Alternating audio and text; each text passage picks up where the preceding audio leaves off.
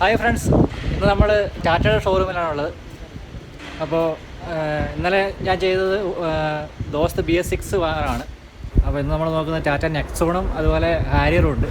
അപ്പം ആദ്യമായിട്ടാണ് നിങ്ങൾ ചാനൽ കാണുന്നത്, ദയവായി സബ്സ്ക്രൈബ് ചെയ്യുക. അതോടൊപ്പം ആ ബെല്ലൈക്കണും കൂടെ എനേബിൾ ചെയ്യുക. ഞാൻ നെക്സ്റ്റ് ചെയ്യുന്ന എല്ലാ വീഡിയോകളും നിങ്ങൾക്ക് നോട്ടിഫിക്കേഷനായിട്ട് ലഭിക്കുന്നതായിരിക്കും. അപ്പോൾ നമുക്ക് വീഡിയോയിലോട്ട് പോകാം.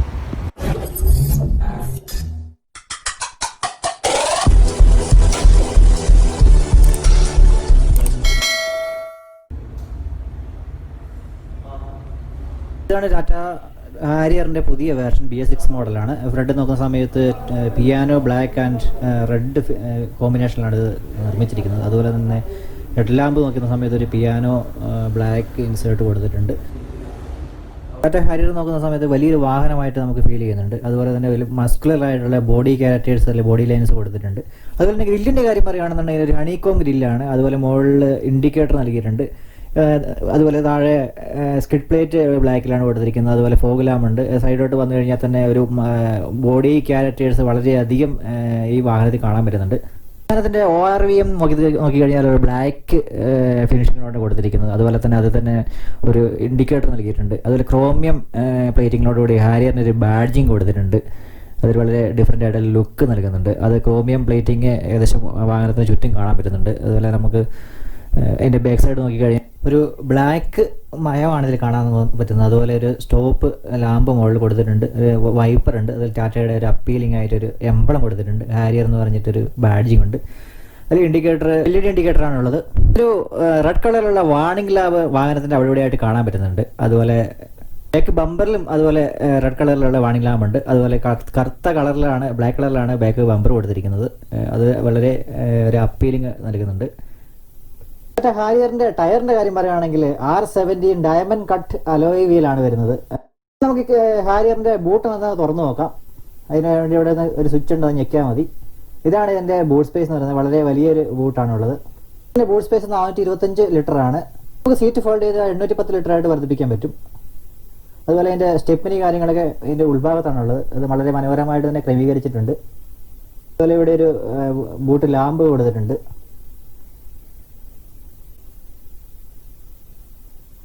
വളരെ സ്പേഷ്യസ് ആയിട്ടുള്ളൊരു ബൂട്ടാണ് ഈ വാഹനം നൽകിയിരിക്കുന്നത്. അതുപോലെ വേറൊരു പ്രത്യേകത എന്ന് പറയാൻ വേണ്ടി നമുക്ക് അടയ്ക്കാൻ വേണ്ടിയിട്ട് അവിടെ ഒരു ഡോർ ഹാൻഡിൽ കൊടുത്തിട്ടുണ്ട്. അതൊരു ഈസി ആയിട്ടുള്ളൊരു ക്യാരി ചെയ്യാൻ വേണ്ടി സാധിക്കുന്നുണ്ട്.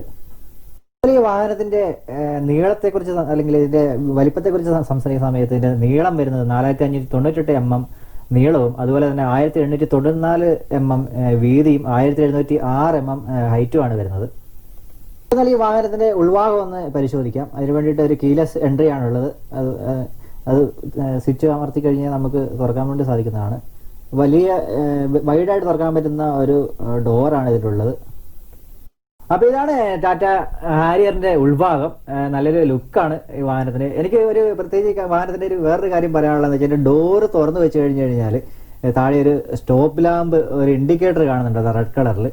അത് പിന്നിൽ നിന്ന് വരുന്ന വാഹനങ്ങളെ രാത്രിക്ക് നമ്മൾ ഡോർ തുറന്നു വെച്ചിട്ടുണ്ടെന്ന് ഐഡന്റിഫൈ ചെയ്യാൻ വേണ്ടി ഹെൽപ്പ് ചെയ്യും. അതുപോലെ തന്നെ ഡോർ ഹാൻഡിൽ ഒരു ക്രോമിയം ബേജ് ഇന്റീരിയറാണ് കൊടുത്തിരിക്കുന്നത്. അതുപോലെ തന്നെ ഡോർ ലിവർ ഒരു ക്രോമിയം ഫിനിഷിംഗ് ആണ് കൊടുത്തിരിക്കുന്നത്. മിററിന്റെ കാര്യം പറയുകയാണെങ്കിൽ ഇലക്ട്രിക്കായിട്ട് നമുക്ക് ഓൺ ഓഫ് ചെയ്യാൻ പറ്റുന്ന മിററാണ്. സ്റ്റെയർ കൺട്രോൾ നോക്കി കഴിഞ്ഞാൽ പഴയ മോഡലിലുള്ള എല്ലാവിധ ഫെസിലിറ്റികളും ഓൺ ഓഫ് ചെയ്യാനുള്ള സംവിധാനം സ്റ്റിയറിംഗ് വീലിൽ കൊടുത്തിട്ടുണ്ട്. അതിൽ കോൾ അറ്റൻഡ് ചെയ്യാനും അതുപോലെ ഇൻഫോർടൈൻമെന്റ് സിസ്റ്റത്തിന്റെ വോളി അഡ്ജസ്റ്റ് ചെയ്യാനും ക്രൂയിസ് കൺട്രോൾ മുതലായ എല്ലാ കാര്യങ്ങളും സ്റ്റിയറിംഗ് വീലിൽ വരുന്നുണ്ട്. അതുപോലെ നമുക്ക് താഴെ ഡാഷ്ബോർഡിൽ ഡീഫോഗർ ഓൺ ഓഫ് ചെയ്യാനുള്ള സംവിധാനം അവിടെ കൊടുത്തിട്ടുണ്ട്. വാഹനത്തിന്റെ സെലക്ടർ സ്വിച്ച് ആണ്. അതിനെപ്പറ്റി നമുക്ക് പിന്നീട് സംസാരിക്കാം. നമുക്ക് എന്തായാലും ഈ വാഹനത്തിന്റെ ഡാഷ്ബോർഡ് ഒന്ന് തുറന്നു നോക്കാം. അത്യാവശ്യം നല്ലൊരു സ്റ്റോറേജ് സ്പേസ് ഉണ്ട്. അതുപോലെ ഗ്ലോ ബോക്സ് ആണ്. തണുപ്പിക്കാൻ പറ്റുന്ന സംവിധാനത്തോടു കൂടിയാണ് അതിന്റെ ഡാഷ്ബോർഡ് ഉള്ളത്. അതിനകത്ത് ലൈറ്റ് കൊടുത്തിട്ടുണ്ട്. ഈ വാഹനത്തിന്റെ ഹാൻഡ് ബ്രേക്ക് പഴയ മോഡൽ ഇതുപോലെ തന്നെയായിരുന്നു. ഒരു ഫ്ലൈറ്റിന്റെ ലിവർ കൺട്രോൾ ചെയ്യുന്ന പോലത്തെ ഒരു ഹാൻഡ് ബ്രേക്ക് ആണ്. താഴെ തന്നെ 2 കപ്പ് ഹോൾഡർ കൊടുത്തിട്ടുണ്ട്. ഡ്രൈവറുടെ സൈഡിൽ ഒരു ഹാൻഡ് റെസ്റ്റ് ഉണ്ട്. അത് പൊക്കിക്കഴിഞ്ഞാൽ 12 വോൾട്ട് ഔട്ട്പുട്ട് അതുപോലെയുള്ള സംവിധാനങ്ങളൊക്കെ കൊടുത്തിട്ടുണ്ട്. എന്തായാലും ഈ വാഹനം ടെസ്റ്റ് ഡ്രൈവ് അവൈലബിൾ ആവുന്ന സമയത്ത് ഞാൻ ഇതിന്റെ ടെസ്റ്റ് ഡ്രൈവ് ചെയ്യാൻ വേണ്ടി നോക്കാം. ഇപ്പം ഷോറൂമിനുള്ളതാണ്. നമുക്ക് എന്തായാലും ഈ വാഹനം സ്റ്റാർട്ട് ചെയ്ത് നോക്കാം.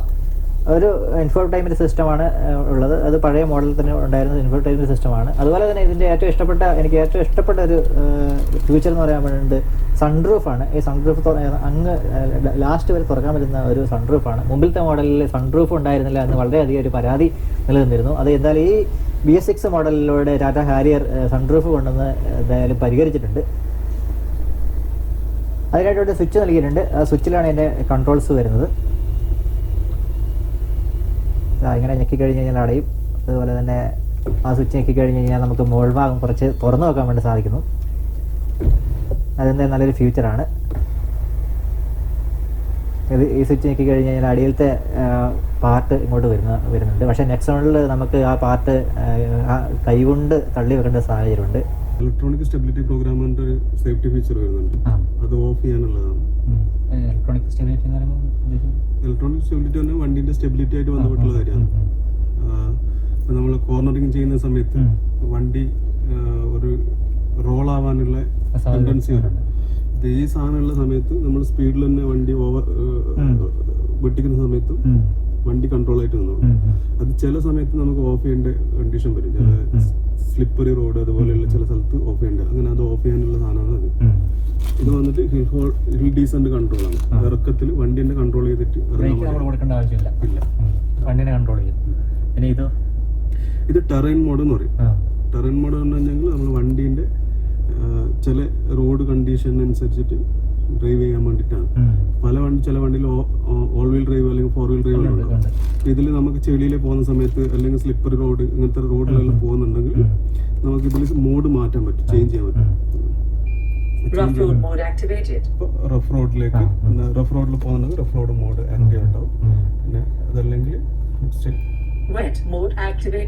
സ്ലിപ്പറി റോഡാണെങ്കിൽ അതിൽ ആ മോഡ് ഇതായി കഴിഞ്ഞെങ്കിൽ വണ്ടിക്ക് കുറച്ചും കൂടി കൺട്രോൾ കിട്ടും. City drive mode activated.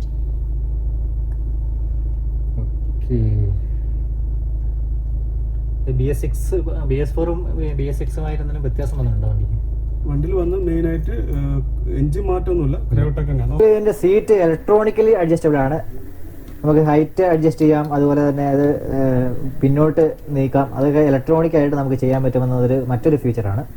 അതായത് നമുക്ക് ഈ വാഹനത്തിന്റെ പിൻഭാഗം നോക്കാം. തുറക്കുന്ന സമയത്ത് തന്നെ ഞാൻ നേരത്തെ പറഞ്ഞത് വൈഡായിട്ട് തുറക്കാൻ പറ്റുന്ന, പിൻഭാഗത്തും വൈഡായിട്ട് തുറക്കാൻ പറ്റുന്ന ഒരു ഡോറാണുള്ളത്. അതുപോലെ നല്ല കട്ടിയുള്ള ഡോറാണ്. അതുപോലെ ഇരിക്കുന്ന സമയത്ത് നല്ല തൈ സപ്പോർട്ടും കാര്യങ്ങളൊക്കെ കിട്ടുന്നുണ്ട്. അതുപോലെ ഞാനൊരു 6 അടി ഉയരക്കാരനാണ്, എന്നിട്ടും നല്ലൊരു ലെഗ് റൂം എനിക്ക് കിട്ടുന്നുണ്ട്. അതുപോലെ മുകളിൽ റീഡിംഗ് ലാമ്പുണ്ട്. അതൊരു നല്ലൊരു ഓപ്ഷനാണ്. അതുപോലെ ഒരു ഹാൻഡ് ലിവർ ഉണ്ട്. അതായത് നമുക്ക് കൈ പിടിക്കുവാൻ വേണ്ടിയിട്ടൊരു സംവിധാനമായിട്ട് നൽകിയിട്ടുണ്ട്. അതെല്ലാം മുമ്പുണ്ടായിരുന്ന മോഡലിൽ ഉണ്ടാണെന്ന് തോന്നുന്നു. കാരണം ഞാൻ മുന്നിലുള്ള മോഡൽ ഞാൻ കണ്ടിട്ടില്ല ശരിക്കും പറഞ്ഞു കഴിഞ്ഞാൽ. ആദ്യമായിട്ടാണ് ഞാൻ ടാറ്റ ഹാരിയറിൽ ഇരിക്കുന്നത് തന്നെ. എന്തായാലും സീറ്റുകളൊക്കെ നല്ല ഒരു അപ്പോൾസറിയാണ്, അല്ലെങ്കിൽ നല്ലൊരു ലെതറിലാണ് നിർമ്മിച്ചിരിക്കുന്നത്. പിന്നെ സീറ്റിന്റെ നടുക്കത്തെ ഹാൻഡ് റെസ്റ്റിന്റെ കാര്യം പറഞ്ഞു കഴിഞ്ഞാൽ അവിടെ ഒരു ഹാൻഡ് റെസ്റ്റ് കൊടുത്തിട്ടുണ്ട്. അതിൽ തന്നെ 2 കപ്പ് ഹോൾഡർ ഉണ്ട്. അതുപോലെ ഫ്രണ്ട് സൈഡിൽ നമ്മുടെ ഡ്രൈവറുടെ ബാക്ക് ഭാഗത്തായിട്ട് ഒരു ചെറിയ സ്പേസ് കൊടുക്കുന്നുണ്ട്. അതുപോലെ താഴെ തന്നെ 12 വോൾട്ട് ഔട്ട്പുട്ട് ഉണ്ട്. അതൊരു നല്ലൊരു ഫ്യൂച്ചറായിട്ടാണ് എനിക്ക് തോന്നിയത്. അതിന് മുമ്പുണ്ടായിരുന്ന ടാറ്റയുടെ മോഡലുകൾക്കെല്ലാം, അതായത് നെക്സോണും ഇതേ ഫീച്ചർ ഉണ്ട്. അതായത് നമുക്ക് മുമ്പിലിരുന്നുണ്ട്, അതായത് ബേക്കിലെ സീറ്റിൽ ഇരുന്നു കൊണ്ട് നമുക്ക് ഡിക്കി തുറക്കാം എന്നത് ഒരു ഓപ്ഷൻ ഉണ്ട്. അത് ടാറ്റയുടെ മിക്ക മോഡലുകളും കാണുന്നുണ്ട്. നെക്സോണും മുമ്പ് നമ്മൾ നോക്കിയ സമയത്ത് ഉണ്ടായിരുന്നു. അതെന്താ നല്ലൊരു ഫീച്ചറാണ്. അതുപോലെ മറ്റൊരു പ്രത്യേകത എന്ന് പറയാൻ വേണ്ടി സ്പീക്കേഴ്സ് ഇവിടെ ഡോറിൽ കൊടുത്തിട്ടുണ്ട്. അതുപോലെ AC വെന്റ് വരുന്നത് നമ്മുടെ ഡോറിന്റെ സൈഡിൽ നിന്നാണ് നമുക്ക് AC കിട്ടുന്നത്. AC വെന്റ് അവിടെയാണ് കൊടുത്തിരിക്കുന്നത്. അതൊരു വൈഡായിട്ടുള്ള ഗ്ലാസ് ഏരിയ ആണ്. അതുപോലെ എയർ ബാഗ് കൊടുത്തിട്ടുണ്ട്. നമുക്ക് ഇവിടെ ഒരു എയർ ബാഗ് കാണാൻ പറ്റും. അതുപോലെ ചുറ്റിനും 6 എയർ ബാഗ് ഉണ്ടെന്നാണ് എനിക്ക് അറിയാൻ കഴിഞ്ഞത്. ടാങ്ക് 50 ലിറ്ററാണ് വരുന്നത്. ടാറ്റ ഹാരിയറിന്റെ മാനുവൽ ട്രാൻസ്മിഷൻ റേറ്റ് തുടങ്ങുന്നത് 13,69,000 രൂപ മുതലാണ്. അതുപോലെ തന്നെ ഓട്ടോമാറ്റിക് ആണെങ്കിൽ 16,25,000 തൊട്ടാണ് ഇതിന്റെ റേറ്റ് തുടങ്ങുന്നത്. അപ്പോൾ ഇതാണ് ടാറ്റ ഹാരിയറിന്റെ എഞ്ചിൻ എന്ന് പറയുന്നത്. ഇത് ക്രിയോടെക് 2.0 ടർബോ ചാർജ്ഡ് എഞ്ചിനാണ്. അതുപോലെ തന്നെ ഡീസൽ BS6 എഞ്ചിനാണ്. ഇതിന് 1956 cc ഇൻലൈൻ 4 സിലിണ്ടർ ആണ് ഇതിന്റെ പവർ എന്ന് പറയുന്നത്. അതുപോലെ തന്നെ 125 kilo watt 170 PS at 3750 RPM, അതായത് 3750 RPM ആണ് ഇതിന്റെ RPM എന്ന് പറയുക. അതുപോലെ ന്യൂട്ടൺ മീറ്റർ 350 ന്യൂട്ടൺ മീറ്റർ ആണ്. 350 newton metre at 1750 to 2500 RPM ആണ്. അപ്പോൾ നിങ്ങളുടെ വിലപ്പെട്ട നിർദ്ദേശങ്ങളും അഭിപ്രായങ്ങളും ഈ വീഡിയോയെക്കുറിച്ച് താഴെ കമന്റ് ബോക്സിൽ രേഖപ്പെടുത്തുക. ഇനിയും വീഡിയോകൾ നന്നാക്കാനുണ്ട്. എൻ്റെ പരിമിതമായ സാഹചര്യത്തിൽ നിന്നാണ് ഞാൻ ഇതൊക്കെ ചെയ്യുന്നത്. കാരണം സ്വന്തമായിട്ട് ക്യാമറയും മറ്റു കാര്യങ്ങളൊന്നും ഇല്ല. അപ്പം ചെറിയ ചെറിയ പ്രശ്നങ്ങളൊക്കെ ഉണ്ടെന്ന് എനിക്കും അറിയാം. അപ്പം നിങ്ങളുടെ നിർദ്ദേശങ്ങൾ എന്തായാലും നിങ്ങൾ പറയാൻ വേണ്ടിയിട്ട് മടിക്കരുത്. അതുപോലെ ലൈക്ക് ചെയ്യുക, ഷെയർ ചെയ്യുക. ഈ വീഡിയോ ഒരു ഹിറ്റാക്കി മാറ്റണമെന്ന് ഞാൻ നിങ്ങളോട് അഭ്യർത്ഥിക്കുന്നു. അപ്പം അടുത്ത വീഡിയോയുമായി നമുക്ക് വീണ്ടും കാണാം. അതുവരെ സ്റ്റേ ട്യൂൺ.